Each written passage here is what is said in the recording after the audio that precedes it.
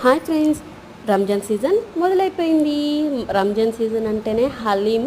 హలీం ఎంతమందికి ఫేవరెట్? నాకైతే చాలా చాలా ఇష్టం అండి. ఎంత ఇష్టం అంటే అంత ఇష్టం. నేను ఎంత వెయిట్ చేస్తాను ఈ రంజాన్ సీజన్లో హలీం తినడం కోసం.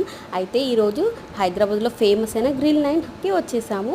ఇక్కడ మేము ఒక స్పెషల్ హలీం తీసుకున్నాం అనమాట. కాస్ట్ వచ్చేసి సింగిల్ ప్లేట్ అయితే 300, ఇది స్పెషల్ అయితే మనకి 400 రూపీస్ పడింది. ఇది గ్రిల్ నైన్ అంటేనే చాలా టేస్ట్ ఉంటుందండి.